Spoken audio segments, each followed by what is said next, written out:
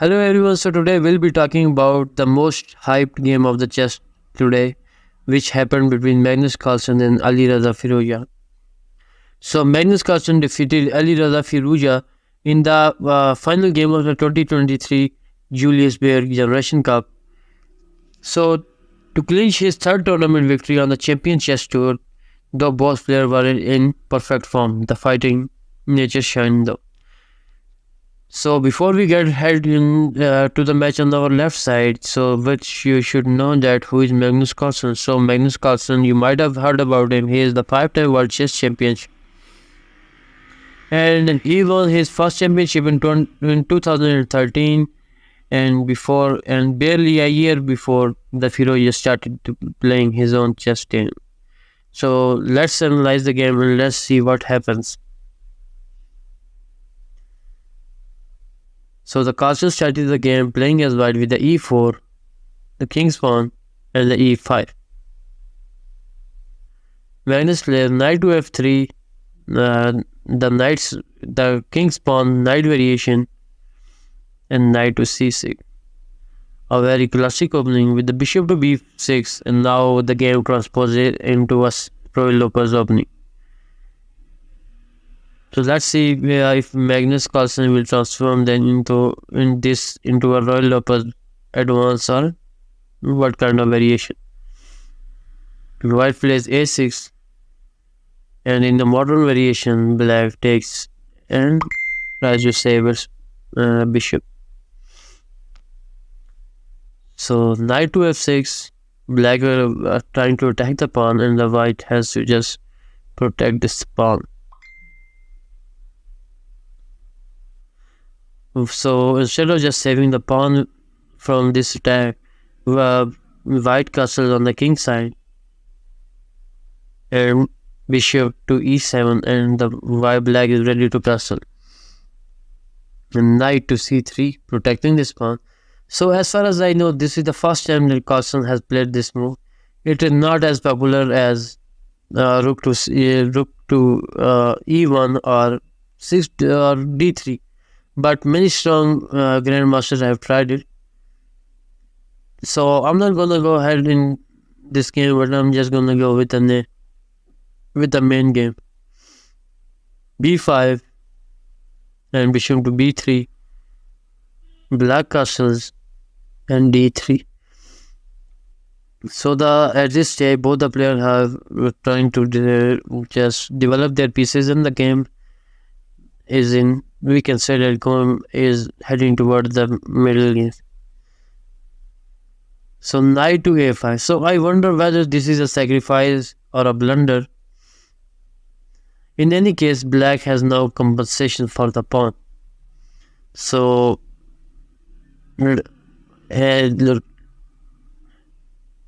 so black plays knight to e5, but I think at this stage d6 will have been a good move for black. But anyway, black already played the game a5. Knight takes e5. Then knight captures the bishop, and white captures this with the knight, and now the white's host file is open. So the white's main rook is open, and now he can enter the game. b4, attacking the knight, and the knight moves. Rook to e8, and knight to f3. So in the normal lines in which black sacrifices the e4 pawn, he usually already has well-developed pieces, and in playing d5 quickly, sometimes that does not happen here. So black plays c5, and now you can see the black pawns are really advanced. So in a matter of time, black just trying to gain its pieces with a knight to f4, d6, and a c6. So a good move, a good way to close the game and bury the d5 break. So now white will just simply if just attack the d5 square. He has the main control of the square. Rook to f8, pawn to h3, a5, rook to e1, g6, knight to d5, and knight takes d5. Both the pieces were exchanged, and now white, we can say that white has a control of the center. No, black, both all the pieces, white's all the pieces are in a good position, but we can say the black has the same position in the board. Rook to g7, and now this is a good move because white puts its bishop at the g7 to the long diagonal, so which can be a real threat in the next upcoming game. Rook to g6, g5, f6, rook to f4. So white has consolidated his position and is a healthy pawn up. So Firouzja, however, continues to fight. So g5, bishop goes back, g4, or h takes g4.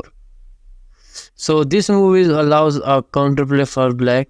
So this move can be a real threatening in the upcoming game. And let's see how the white played in the game.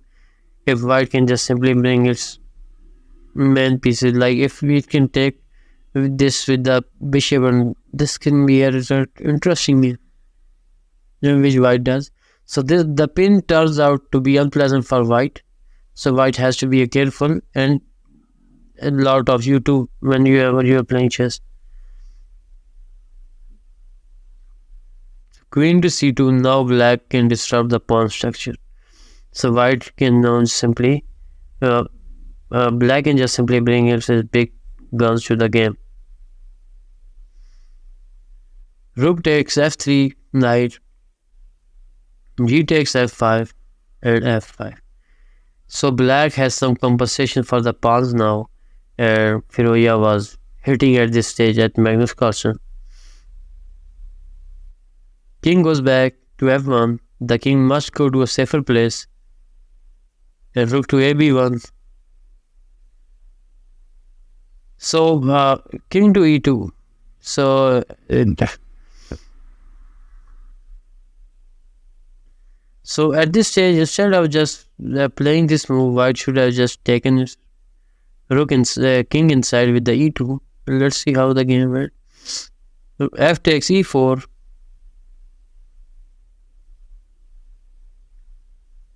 And f3. So Firouzja tries to avoid white's king walk, but Carlsen refutes his plan. So if he could have moved this in, then it could have been a good game. So anyhow, let's run down how the game goes. And at this time, Magnus offers to for the queen exchange.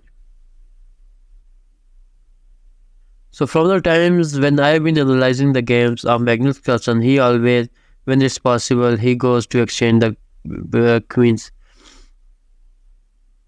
So queen takes d1. Otherwise, the king marches to e2, but the end game is winning for white. So black has to take this opportunity, and the queens were exchanged. a4. So it was necessary to create some activity in the queen side, and bishop to a4. So black is now going and advancing some pieces. Bishop to e4. Rook to d8, and the game goes on like normal play. Rook to d2. So at this stage, instead of just playing this bishop, d2, instead of white just playing, he should have played the f4. This would have attacked the bishop and then protected this file from this rook.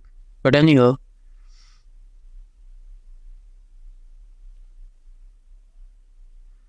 rook to f7, rook to c6, f8, d4. So it's a brilliant move which took some time, but it's a good move. But white took this.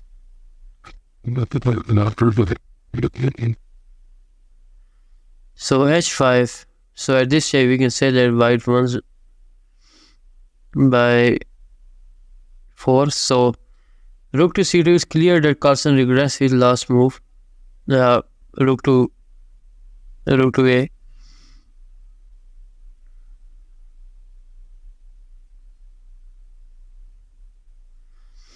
So white gives a check with the g1, h7, and the g5. So the h pawn is doomed. So white cannot just simply save the pawn.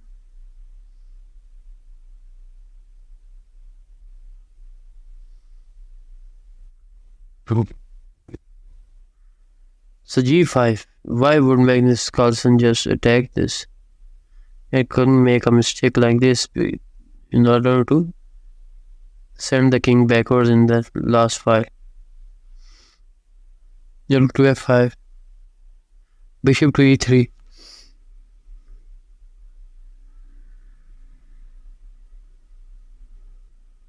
h5. Rook to h5. Bishop to...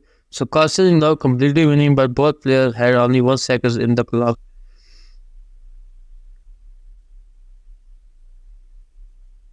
So from now on, this was just normal moves. And the third game, Magnus Carlsen won. After trying so many moves.